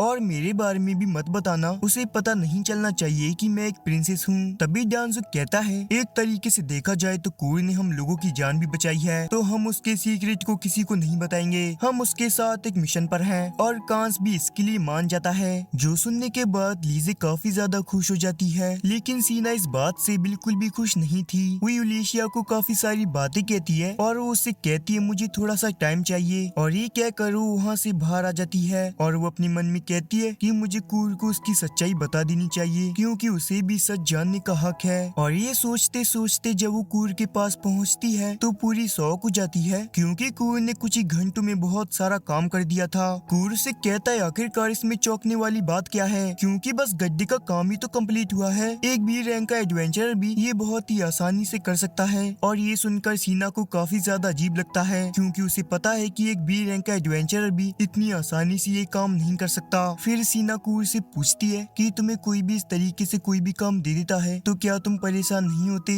कूर कहता है परेशान, लेकिन ऐसी कोई बात नहीं है, मुझे ये सब करना बहुत ही पसंद है। और ये सब कहते हुए वो काफी ज्यादा खुश होता है। और कूर की खुशी देखकर सीना को याद आता है कि यूलिशिया ने कहा था कि कूर प्योर हैंडेड है, और ये सब देखकर सीना को भी रियलाइज हो जाता है। जिसके बाद वो कूर से कहती है कि कूर हम आज से काफी ज्यादा अच्छे दोस्त हैं। जिसके अगले सीन में हम डांजो को दिखते हैं जो कि बंडना के साथ कुछ बात कर रहा था। असल में वो इंफॉर्मेशन कलेक्ट कर रहा था जिसके बदले वो बंडना को पैसे भी देता है। फिर अगले सीन में हम एक बंदे को दिखते हैं जो कि एक लड़की को परेशान कर रहा था, लेकिन वो लड़की वहाँ से जैसे तैसे करके भाग जाती है, जो देखकर वो बंदा गुस्सा हो जाता है। मुझे साकुरा की बात पर ज्यादा भरोसा नहीं हो रहा और मुझे पता चला है कि वो तीसरी प्रिंसेस के साथ काम कर रहा है, लेकिन अब मुझे लगता है कि उसे रास्ते से हटाना होगा। तभी उसके पीछे से एक बंदा कहता है क्या तुम चावल में से कंकड़ निकालने का काम कर रहे हो। ये सुनकर वो बंदा शॉक हो जाता है कि आखिरकार उसे ये बात किसने कही। जब वो पीछे मुड़कर दिखता है तो हमें पता चलता है कि वो बंदा कोई और नहीं बल्कि डांजो है, और हमें पता चलता है कि डांजो बंडना से इस बंदे के बारे में ही इंफॉर्मेशन कलेक्ट कर रहा था। वहीं ये बंदा डांजो को देखकर वहाँ से भागने लगता है और सोचता है कि आखिरकार अचानक से इसने मुझे कैसे ढूंढ लिया, लेकिन भागते भागते वो अचानक से गिर जाता है क्योंकि डांजो ने पहले ही वहाँ ट्रैप बिछा दिया था। तभी वहाँ पर डांजो भी आ जाता है और उस बंदे को काफी सारी चीजें बताने लगता है, जो सुनकर वो बंदा डर जाता है और कहता है मुझे इन सब चीजों के बारे में बिल्कुल भी नहीं पता, और तुम्हें पता है ना पहले हम दोनों एक ही पार्टी में हुआ करते थे, प्लीज मुझे माफ कर दो। लेकिन डांजो उसकी बिल्कुल भी नहीं सुनता और तलवार निकाल कर उसकी गर्दन पर रख देता है, जिससे वो बंदा काफी ज्यादा डर गया था। तभी डांजो कहता है मैं तेरा दोस्त बिल्कुल भी नहीं हूँ, और अगर तू मेरे या मेरे दोस्तों के आसपास दिखाई दिया तो मैं तुझे वहीं पटक कर चाकू दे दूंगा। ये कहकर वो वहाँ से चला जाता है। और यहीं हम बंडना को दिखते हैं जो कि छिपकर ये सब देख रही थी, लेकिन अचानक से वहाँ पर कुछ और बंदे आ जाते हैं जो देखकर बंडना छुप जाती है। तभी बंडना के पास उसका क्रू आता है जो कि उसके लिए एक मैसेज लाया था, और उस मैसेज को पढ़ने के बाद वो काफी ज्यादा शॉक हो जाती है। अब अगले सीन में हमें एक मिस्टीरियस सी लेडी को दिखाया जाता है और उसके ही अगले सीन में हम कांस और डांसो को दिखते हैं, और वो आपस में ही बात कर रहे थे कि क्या हम सपना देख रहे हैं, क्योंकि उनके सामने कूर ने 3 दिन के अंदर एक पूरा मेंशन बना दिया था। वहीं पर जो लीजे थी वो तो बहुत ज्यादा खुश हो रही थी क्योंकि उसको कूर का काम बहुत ज्यादा पसंद आया था। जिसके बाद कूर बाहर आकर कहता है क्या तुम्हें घर को अंदर से दिखना है। जिसके बाद वो लोग घर के अंदर आ जाते हैं और कूर उन लोगों को अलग अलग जगह दिखाने लगता है, और वो लोग भी ये देखकर काफी ज्यादा शौक हो चुके थे क्योंकि ये बहुत ही बड़ा है। कूर उन लोगों को इंजन रूम भी दिखाता है जो कि उसने जेम्स की मदद से बनाया था, और ये देखकर तो उन सभी की हालत खराब हो जाती है कि उसने इतने कम समय में इतना बड़ा मेंशन कैसे बना दिया। फिर कूर उन लोगों को बेडरूम दिखाता है जो देखकर तो लीजे काफी ज्यादा खुश हो जाती है, और एंड में कूर उन सभी को एटिलियर मास्टर का रूम दिखाता है। फिर वो यूलिशिया से पूछता है कि आखिरकार एटिलियर मास्टर कौन है और वो यहाँ कब आएंगे। यूलिशिया ये सुनकर थोड़ा सा घबरा जाती है और इस बात को चेंज करने की कोशिश करती है। तभी कूर कहता है कि किचन के बगल में एक छोटी सी जगह है, चलो उसे देखने चलते हैं क्योंकि रात के समय मैं वहीं सोऊंगा। ये सुनकर सभी लोग गुस्से में आ जाते हैं और उससे कहते हैं कि तुम ऐसा बिल्कुल भी नहीं करोगे, और आखिरकार तुमने अपने लिए एक अच्छा सा रूम क्यों नहीं बनाया। जिसके बाद वो लोग डिसाइड करते हैं कि कूर एक रूम में अच्छे तरीके से सोएगा।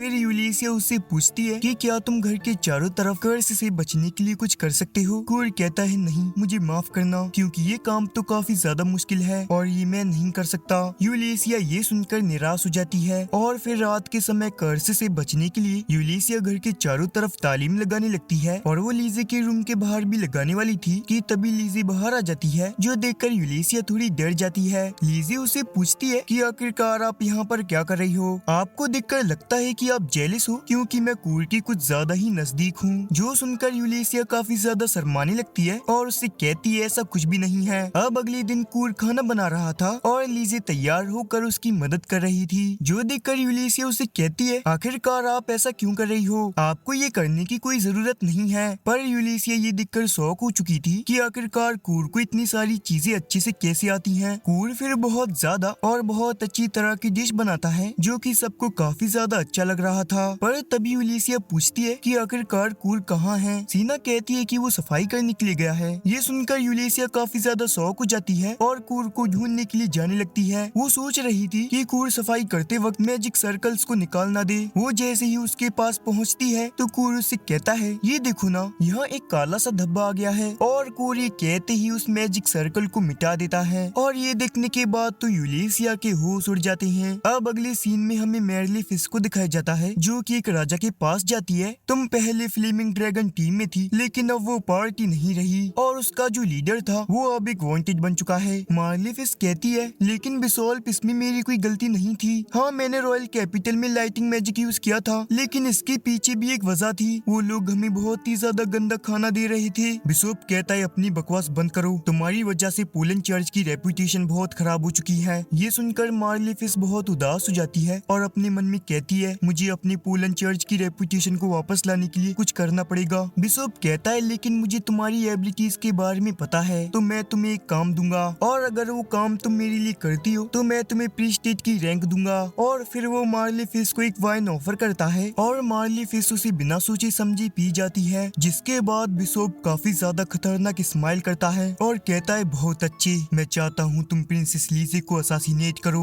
ये सुनकर मैरिली फिश के पैरों तले जमीन खिसक जाती है। बिशप कहता है, मैंने तुम्हें नहीं बताया, लेकिन इस वाइन में एक कर्ज था और अब तुम पानी के अलावा और कुछ नहीं खा सकती और 1 महीने बाद तुम भूख से मर जाओगी। लेकिन अगर तुम अपना काम अच्छे से करती हो तो फिर मैं तुम्हें इस कर्ज से मुक्त कर दूंगा। तो अब मैरिली फिश के पास कोई ऑप्शन नहीं था, तो वो लीजे को मारने के लिए तैयार हो जाती है। अब अगले सीन में हम मैरिली फिश को देख पाते हैं, जो कि एक मैजिक सर्कल के ऊपर लेटी हुई थी और उसकी हालत काफी ज्यादा खराब थी। वहीं उसके पास डीमन लॉर्ड भी था, जो देखकर मैरिली फिश काफी ज्यादा डर जाती है। दूसरी तरफ हम कूर और बाकी सबको देख पाते हैं। ब्रेकफास्ट करते समय यूलिसिया अपने मन में सोचती है कि अभी तक लीजे के बारे में उसके दुश्मनों को नहीं पता चला, न ही उसके ऊपर कोई कर्ज किया गया। आखिरकार इसके पीछे की वजह क्या हो सकती है। पर यूलिसिया कूर के बनाए हुए खाने को काफी ज्यादा एंजॉय कर रही थी। दूसरी तरफ मिमी को पूरे शहर में अपना वेब मैजिक फैला देती है, जिससे कोई भी दुश्मन कुछ करने की कोशिश करेगा तो जल्द ही ओफेलिया को पता चल जाएगा। इधर लीजे को कूर का बनाया हुआ खाना बहुत ही अच्छा लगता है, तो वो कहती है, अगर मुझे फिर से किसी ने कर्ज दिया तो मेरे लिए वही खाना बनाना, वो काफी ज्यादा टेस्टी था। हाँ, ये सुनकर मुझे अच्छा लगा, पर अब तुम्हारे ऊपर कोई कर्ज नहीं लगा पाएगा। जो सुनकर वो दोनों शॉक हो जाते हैं और उससे पूछने लगते हैं कि आखिर ऐसा क्यों, तुमने तो कहा था कि कर्ज के आसपास बैरियर बनाना बहुत ही मुश्किल है। कूर कहता है, हाँ मैंने कहा था। दूसरी तरफ हम 2 अनजान शख्स को देख पाते हैं, जो कि प्रिंसेस पर कर्ज करने का ट्राई कर रहे थे, और वो जैसे ही ये करते हैं तो ओफेलिया को जल्दी पता लग जाता है, क्योंकि उसका वेब मैजिक बहुत अच्छी तरीके से काम कर रहा था और ये जानकर वो डर जाती है। इधर कूर कह रहा था कि ये जो पूरा मेंशन है मैंने बैरियर से बनाया है, जिस वजह से ये कर्ज को रिफ्लेक्ट कर देता है। लेकिन इसमें एक ट्विस्ट है कि अगर कोई भी कर्ज करने की कोशिश करता है तो वो कर्ज मेंशन से रिफ्लेक्ट होकर सीधा उसी बंदे पर लग जाएगा। वहीं दूसरी तरफ हम उसी बंदे को दिख पाते हैं जिसने की कर्ज किया था और अब उसी का कर्ज उल्टा उस पर लग गया था। ये सुनने के बाद तो वो दोनों हैरान हो जाते हैं। वहीं पर यूलिसिया अपने मन में कहती है, तो मुझे मिमी को और ओफेलिया को जल्दी बताना पड़ेगा। उसके जाने के बाद कूर कहता है, लीजे क्यों ना हम दोनों थोड़ी शॉपिंग करने बाहर चले। पर ये सुनने के बाद लीजे कुछ नहीं कहती और काफी ज्यादा उदास हो जाती है और उससे कहती है, मुझे माफ करना, आज मैं नहीं जा सकती। अब अगली सीन में हम जेनरिक और अल्फ्रेड को दिख पाते हैं, जो कि आपस में बात कर रहे थे कि मुझे थोड़ी सी बैड फीलिंग आ रही है, शायद से कुछ होने वाला है। दूसरी तरफ हम मिमी को और ओफेलिया को देख पाते हैं, जो कि उसी जगह पर पहुंच जाते हैं जिस जगह से उन बंदों ने कर्ज किया था, लेकिन वो तो अब मर चुके थे, जिस वजह से उन्हें पता चल जाता है कि उन्हीं के लोगों ने उन्हें मार दिया है। वो तीनों ऐसे ही आपस में बात कर रहे थे कि तभी जोरों से बैल की आवाज आना शुरू हो जाती है, जो सुनने के बाद वो तीनों दंग रह जाते हैं। इधर हमें पता चलता है कि मॉन्स्टर ने उन लोगों के ऊपर अटैक कर दिया है और वो कोई 1-2 मॉन्स्टर नहीं बल्कि पूरा स्केलेटन का झुंड था। ये देखकर जेनरिक और अल्फ्रेड दोनों ही शॉक हो जाते हैं। अल्फ्रेड जेनरिक से कहता है जल्दी से हमारे लोगों को बचाओ, हम लोग फाइट करने के लिए जा रहे हैं। लेकिन जेनरिक नहीं मानता, वो कहता है मैं भी तुम लोगों के साथ फाइट करूंगा। अल्फ्रेड कहता है नहीं, अभी हमारे लोगों को तुम्हारी जरूरत है, तुम यहाँ से चले जाओ। इधर हम उन स्केलेटन को देख पाते हैं, वो जैसे ही उस दीवार को छूते हैं तो वो धीरे धीरे बैनिश होने लगते हैं। जेनरिक और अल्फ्रेड ये देखकर काफी ज्यादा कंफ्यूज थे,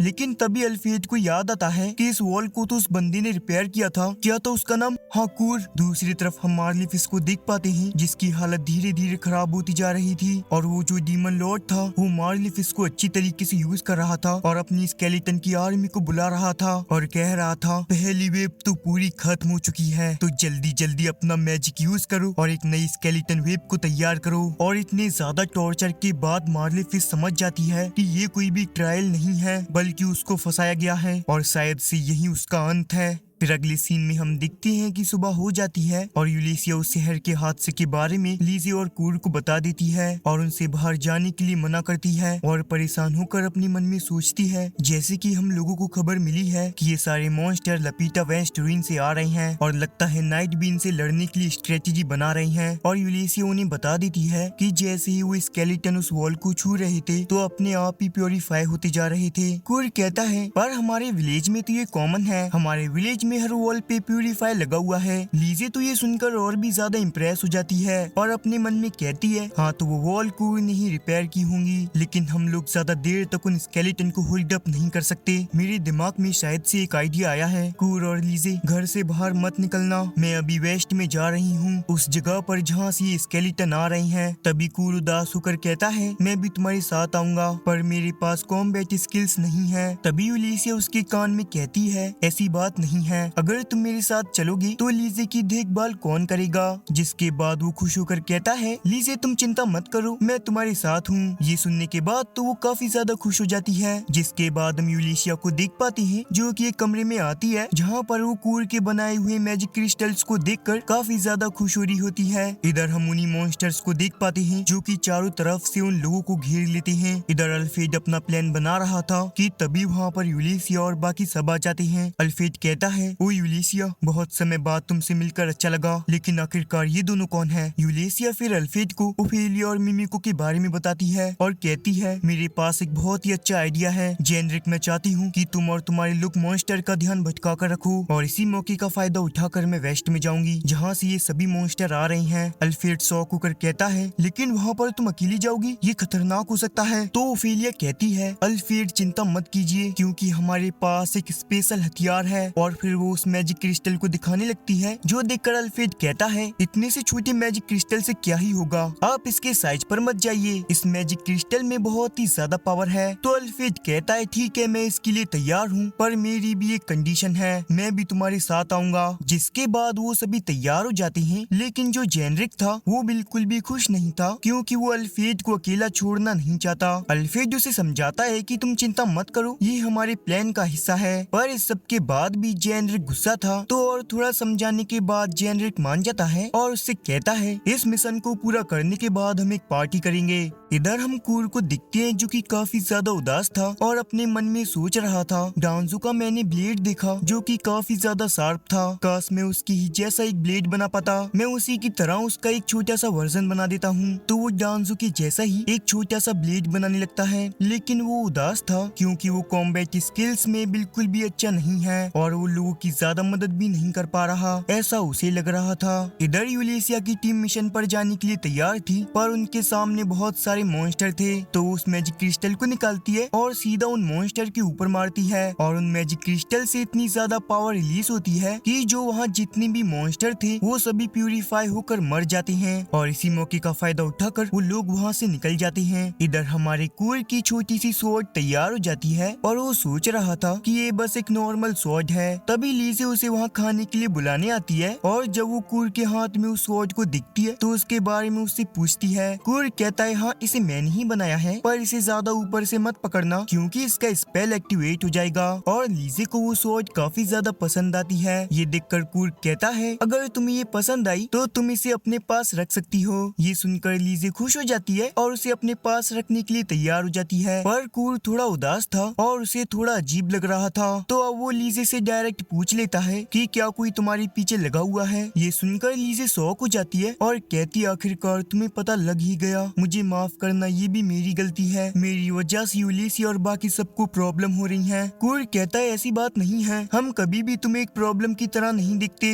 लीजे कहती है ऐसा नहीं है। यूलिसिया अपनी जान को खतरे में डालकर रूइन वेस्ट में जा रही है और वेस्ट रूइन का नाम सुनने के बाद कूर को याद आता है कि जब वो फ्लेमिंग ड्रैगन टीम में था तब वो एक बार वेस्ट रूइन में गए थे और उसे लगने लगता है कि वहाँ पर तो एक स्क्रोल लिंक था, तो शायद से यूलिसिया भी उसे हराने के लिए ही वहाँ गई है। कूर उदास होकर कहता है मेरे पास बिल्कुल भी पावर नहीं है, तुम मेरे लिए बहुत ही प्रीसियस हो, फिर भी मैं तुम्हें प्रोटेक्ट नहीं कर सकता। ये सुनने के बाद तो लीजे काफी ज्यादा शर्माने लगती है और कहती है क्या मैं तुम्हारे लिए प्रीसियस हूँ? तुम और यूलिसिया और बाकी सब लोग मेरे लिए प्रीसियस हो। कूर थोड़ा उदास होकर सोचने के बाद कहता है लीजे हम ऐसे ही यहाँ नहीं रुक सकते, चलो हम भी वहाँ जाते हैं। लीजे कहती है पर शहर में चारों तरफ मॉन्स्टर हैं। कूर कहता है हमें कुछ भी नहीं होगा, हम कोई ना कोई तरीका ढूंढ लेंगे, चलो वेस्ट रूइन में जाते हैं। और इधर हम यूलिसिया और अल्फ्रेड को दिखते हैं जिनको की मॉन्स्टर ने चारों ओर से घेर लिया था और यूलिसिया अपने मन में कहती है कि मुझे कुछ बुरी फीलिंग आ रही है। और इधर हम लीजे को दिखते हैं जो कि कूर के साथ जाने के लिए तैयार हो रही थी, पर तभी उसके पीछे कोई आ जाता है और उस बंदे को देखकर वो शॉक हो जाती है। इधर यूलिसिया और अल्फ्रेड मॉन्स्टर्स को मारकर आगे जा रहे थे और जो जेनरिक है वो अपनी टीम के साथ मिलकर आगे के रास्ते को क्लियर कर रहा था, लेकिन काफी ज्यादा मॉन्स्टर्स होने की वजह से वो लोग बहुत थक चुके थे। और तभी अल्फ्रेड घायल हो जाता है। ये देखते यूलिसिया उसे बचाने के लिए जाने वाली थी, लेकिन तभी बहुत सारे मॉन्स्टर उसे पकड़ लेते हैं। पर तभी वहाँ पर अचानक से कांस आ जाता है और यूलिसिया को बचा लेता है। और तभी वहाँ डांसो भी आ जाता है। तभी वहाँ सीना भी आ जाती है और उनसे कहती है देखो यहाँ एक गुफा है, शायद सभी मॉन्स्टर इसके अंदर से आ रहे हैं। ये सुनकर यूलिसिया खुश हो जाती है और वहाँ पर एक मैजिक क्रिस्टल को फोड़ देती है, जिस वजह से वहाँ पर जितने भी मॉन्स्टर थे वो सभी खत्म हो जाते हैं। जिसके बाद वो उस गुफा के पास पहुँचते हैं और यूलिसिया अल्फ्रेड को एक हीलिंग पोशन देती है जो पीकर अल्फ्रेड की चोट ठीक हो जाती है। पर तभी उस गुफा के अंदर से और भी सारी मॉन्स्टर आने लगते हैं। ये देखकर कांस और डांसो कहते हैं यूलिसिया तुम आगे जाओ, हम इन सबको संभाल लेंगे। और ये कहने के बाद वो उन सभी मॉन्स्टर के साथ फाइट करने लगते हैं और इसी मौके का फायदा उठाकर यूलिसिया और अल्फ्रेड गुफा के अंदर चले जाते हैं। उन्हें रास्ते में थोड़े बहुत मॉन्स्टर्स मिलते हैं, लेकिन वो उन सभी को चौको दे देते हैं। इधर हम मार्लिफिस को दिखते हैं जिसकी हालत बहुत ज्यादा खराब हो चुकी थी, इतनी कि वो अब मरने की कगार पर है। पर उसकी ये हालत देखकर डीमन हंसने लगता है और फिर वो नोटिस करता है कि उसके पास कुछ लोग आ रहे हैं, पर उसे इस बात की कोई भी चिंता नहीं है क्योंकि वो खुद उनसे लड़ना चाहता है। दूसरी तरफ यूलिसिया और अल्फ्रेड आगे बढ़ते बढ़ते एक जगह पर पहुंच जाते हैं जहां काफी सारे मॉन्स्टर थे। तो यूलिसिया वापस से मैजिक क्रिस्टल का इस्तेमाल करती है जिससे वो सभी मॉन्स्टर खत्म हो जाते हैं। तो यूलिसिया को लगता है कि फाइनल ये सब खत्म हो गया, पर तभी उनके सामने डीमन लॉर्ड आता है। पर उसे देखकर वो हंस रहे थे और कहते हैं तो तुम इन सभी मॉन्स्टर को स्पॉन कर रहे थे। तभी यूलिसिया डीमन के पास जाकर एक मैजिक क्रिस्टल को फोड़ देती है, लेकिन उसकी पावर से डीमन लॉर्ड का कुछ नहीं होता और वो कहता है अगर मेरे पास इन्फिनाइट हेल्थ नहीं होती तो मैं मर जाता। वहीं पर यूलिसिया उसे जिंदा देखकर काफी ज्यादा डर जाती है। तभी अल्फ्रेड तेजी से जाकर डीमन लॉर्ड पर अपनी स्वॉर्ड से अटैक करता है, लेकिन जो डीमन लॉर्ड का जख्म था वो अपने आप ही भर जाता है। हमें पता चलता है कि मार्लिफिस उस मैजिक सर्कल के अंदर थी, जिस वजह से उसकी सभी पावर्स डीमन लॉर्ड एब्सॉर्ब कर रहा था, जिस वजह से ना ही वो मर रहा था और मार्लिफिस की भी हालत खराब होती जा रही थी। तभी डीमन लॉर्ड कहता है तुम लोगों के अंदर काफी ज्यादा हिम्मत है, तुम लोग इसलिए इतना ज्यादा लड़ रहे हो जिससे प्रिंसेस लीजे को बचा सको। और हमें दिखाया जाता है कि कांस की टीम की हालत बहुत ही ज्यादा खराब थी। ये देखकर अल्फ्रेड को गुस्सा आ जाता है, तुम्हारी इतनी हिम्मत नहीं कि तुम हम सभी को मार सको। तभी डीमन लॉर्ड और भी बड़े मॉन्स्टर को स्पॉन कर देता है, पर तभी यूलिसिया और अल्फ्रेड जाकर तेजी से उसका सर और दिल अलग कर देते हैं, लेकिन इस सब के बावजूद भी डीमन को कुछ नहीं होता। वो अपना सर उठाकर वापस से लगा लेता है। ये देखकर वो दोनों और भी ज्यादा डर जाते हैं और उनके समझ में नहीं आता कि डीमन को कैसे मारा जाए। और उन लोगों को इतनी चिंता में देख डीमन लॉर्ड हंसकर कहता है, मैं तुम दोनों के मुंह पर ये चिंता देखना चाहता था। फिर हमें वापस से मालेफिस को दिखाया जाता है जो कि अपने मन में कह रही थी, क्या ये मेरा अंत है? अगर है तो मैं अपने अंतिम समय में कूर को मिलना चाहती हूँ और मैंने उसके साथ जो कुछ भी किया उसके लिए उससे माफी मांगना चाहती हूँ। लेकिन तभी उस जगह पर मिट्टी को खोद कर कूर और लीजी आ जाते हैं और हमें पता चलता है कि बाहर बहुत सारे मॉन्स्टर थे जिस वजह से वो दोनों जमीन के अंदर से आई हैं। और फिर जैसे ही कूर मालेफिस को नोटिस करता है तो वो शॉक होकर उससे पूछता है कि आखिरकार तुम यहाँ पर क्या कर रही हो? और मालेफिस भी कूर को देखकर शॉक हो चुकी थी और वो जैसे ही लीजी को दिखती है तो अपने मन में कहती है कि शायद से कूर को पता नहीं है कि मैं भी असैसिनेशन के काम में जुड़ी हुई हूँ। कूर लीजी को बताने लगता है कि ये मेरी पुरानी पार्टी की मेंबर मालेफिस है। मालेफिस कहती है, मुझे पोलन ने निकाल दिया है। कूर शॉक होकर पूछता है, तो फिर इसी वजह से तुम लीजी के पीछे हो? असल में कूर तो कुछ और ही समझ रहा था। उसको लग रहा था कि जो छोटा सा मॉन्स्टर था इस कार्ड लिंक के उसे मालेफिस स्पॉन कर रही थी। मालेफिस कहती है, तो तुम्हें सब कुछ पता है तो आओ मुझे मार दो। वहीं पर कूर मालेफिस की बात को नहीं समझता। मुझे नहीं पता था कि स्कर्लिंग को तुम ही स्पॉन कर रही हो, तुम्हें ऐसा नहीं करना चाहिए। वहीं पर मालेफिस तो काफी ज्यादा अजीब फेस बनाकर कहती है, आखिरकार ये किस बारे में बात कर रहा है? कूर उससे पूछता है, मालेफिस आखिरकार यूलिसिया कहाँ पर है? मालेफिस कहती है, पता नहीं कि तुम किसके बारे में बात कर रहे हो, लेकिन शायद से वो ऊपर वाले फ्लोर पर होगी। कूर कहता है, लीजे तुम यहीं रहना, मैं ऊपर जाकर दिखता हूँ। लीजे कहती है, कूर तुम्हें जाने की जरूरत नहीं है, मैं खुद जाती हूँ। जिसके लिए कूर उसको मना करता है तो लीजे कहती है कि मुझे कुछ नहीं होगा क्योंकि मेरे पास तुम्हारी दी गई मिनी स्वॉर्ड है। और फिर बहुत जिद करने के बाद कूर मान जाता है, जिसके बाद लीजे अकेले ही ऊपर वाले फ्लोर पर चली जाती है। उसके जाने के बाद कूर कहता है, मालेफिस मैं इस सर्कल को साफ कर रहा हूँ। वही मालेफिस अपने मन में कहती है, ये लड़का तो अभी भी बेवकूफ है, इसको लगता है कि एक मैजिक सर्कल को पानी से साफ कर देगा, लेकिन कूर उस मैजिक सर्कल को पानी से ही साफ कर देता है। ये देखकर मालेफिस शॉक हो जाती है और मैजिक सर्कल मिट जाने की वजह से डीमन लॉर्ड की पावर कम हो जाती है और यूलिसिया और अल्फ्रेड उस पर लगातार अटैक करना शुरू कर देते हैं। यूलिसिया समझ जाती है कि अब डीमन लॉर्ड के पास इनफिनाइट हेल्थ नहीं है, जिस वजह से वो फिर से मैजिक क्रिस्टल को निकालती है, पर डीमन लॉर्ड उसके मैजिक क्रिस्टल को फेंक देता है और कहता है, तुम्हारे पास ये आखिरी ही स्टोन था जो तुम्हारे हाथ से चला गया। और तभी वहाँ पर लीजी आ जाती है और यूलिसिया और अल्फ्रेड लीजी को यहाँ देखकर शॉक हो जाते हैं और डीमन लॉर्ड समझ गया था कि लीजी ही प्रिंसेस है और वो डायरेक्ट लीजी पर अटैक कर देता है, जिस वजह से लीजी वहीं मर जाती है। ये देखकर तो यूलिसिया और अल्फ्रेड के पैरों तले जमीन खिसक जाती है। उन्हें यकीन नहीं होता कि लीजी उनकी आंखों के सामने मर चुकी है। ये देखकर डीमन लॉर्ड हंसने लगता है और कहता है, प्रिंसेस तो बहुत ही कमजोर थी, पर हम दिखते हैं कि ये लीजे नहीं बल्कि बस उसका एक क्लोन था और लीजे तो बिल्कुल सेफ है। और हमें पता चलता है कि कूर की बनाई गई जो स्वॉर्ड है उसमें इल्यूजन स्पिरिट एक्टिवेट होता है, जिसकी मदद से लीजे अपना इल्यूजन बना सकती है। डीमन लॉर्ड फिर से उस पर अटैक करता है, पर ये भी लीजे का इल्यूजन था। तभी लीजे उस गिरे हुए मैजिक स्टोन के पास जाती है और उसे तोड़ देती है और उसमें से इतनी ज्यादा पावर रिलीज होती है कि डीमन लॉर्ड वहीं पर मर जाता है। और उसकी चीखने की आवाज सुनकर नीचे मालेफिस कहती है, तो फिर अंत में वो मारा गया। दूसरी तरफ बाहर जितने भी मॉन्स्टर थे वो अपने आप ही गायब हो रहे थे। ये देखकर ओफेलिया, मिमी को सभी समझ जाते हैं कि यूलिसिया ने अपना काम कर दिया है।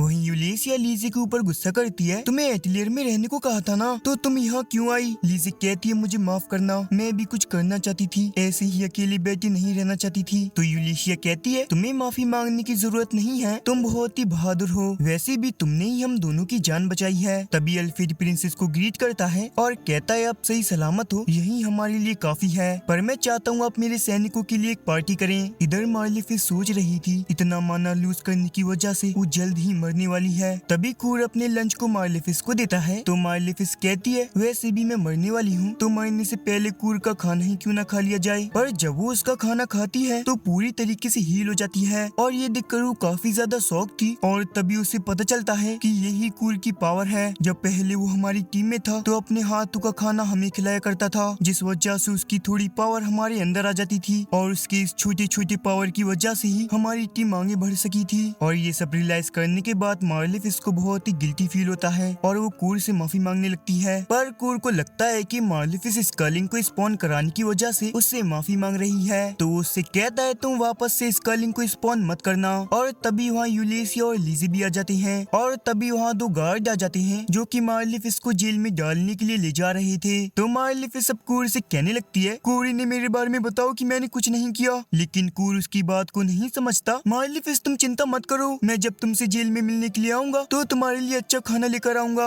ये सुनने के बाद माइलीफिस गुस्सा हो जाती है, साले कूर तो अभी भी बेवकूफ है। और तभी उलिसिया और एलिज़ा कूर को पकड़कर बाहर ले जाते हैं और अपने पास इतनी सुंदर लड़की होने की वजह से कूर बहुत शर्मा जाता है। और फिर रात को ये लोग पार्टी करते हैं जहाँ सारा का सारा खाना कूर ने बनाया था और कूर के खाने की वजह से उन सभी की चोटें ठीक हो जाती हैं और कूर की इस पावर को देखकर वो लोग शॉक हो चुके थे। तभी अगले सीन में हम एक अनजान लड़की को दिख पाते हैं और तभी वहाँ पर टाइकॉन आता है, जिसे देखकर वो लड़की कहती है तो तुम फिर से आ गए। और ये एपिसोड यहीं खत्म होता है।